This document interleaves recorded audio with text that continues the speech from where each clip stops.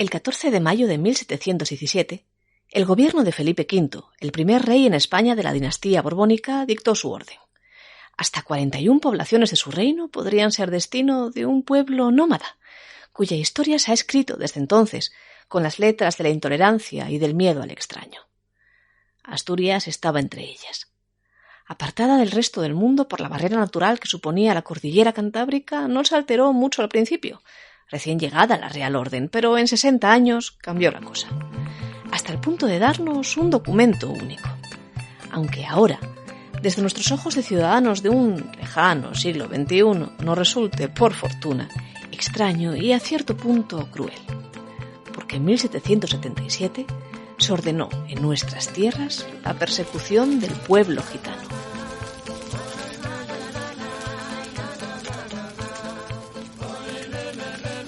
Quien mejor ha estudiado estos sucesos, así como toda la historia del pueblo gitano, es el recientemente desaparecido historiador cordobés Antonio Gómez Alfaro. Y el documento, esa real provisión de los señores regente y oidores de la Real Audiencia de Oviedo para que las justicias de este principado persigan y arresten a los gitanos y gitanas de mal vivir, se puede ver en toda su extensión, 6 páginas, digitalizado en la Biblioteca Virtual de Asturias. Por uno y por otro, sabemos el final de la historia, o al menos el principio del fin de la misma. Pero, ¿cuál fue el inicio? ¿Cuál fue el inicio y cuáles fueron las razones de un documento que pide, en sus primeras líneas, simple, llana y rotundamente, la extinción del pueblo gitano?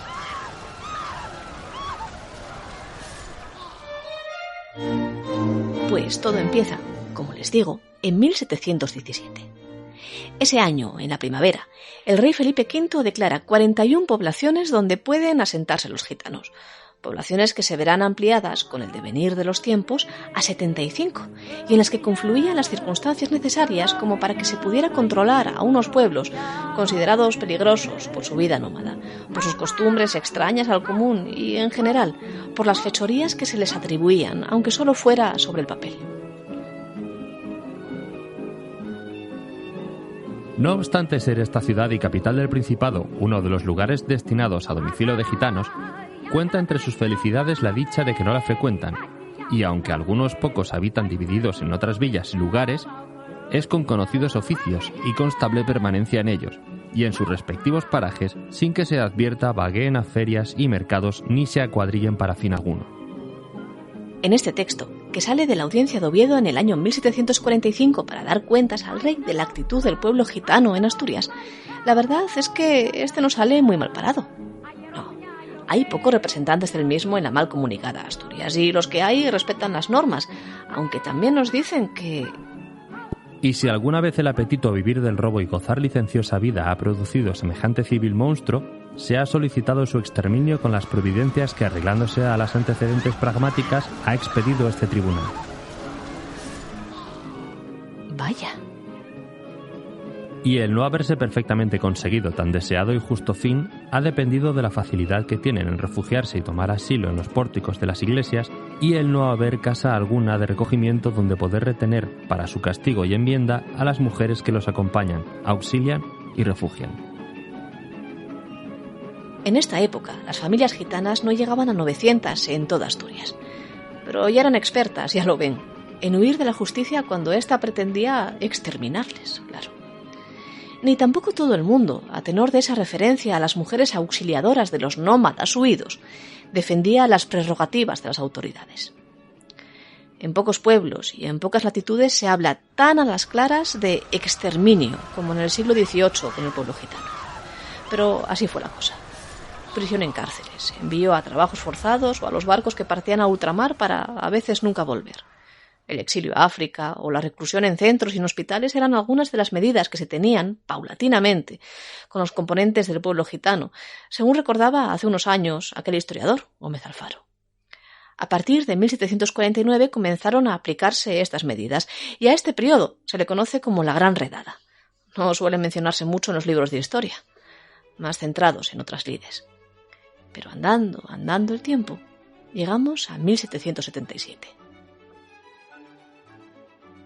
A usted pido mándese libre provisión que se comunique circularmente para que las justicias de los respectivos concejos, cotos y jurisdicciones de este Principado, en ejecución y cumplimiento de las leyes, persigan y arresten dicha gente, les formen sus causas y averigüen su modo de vida.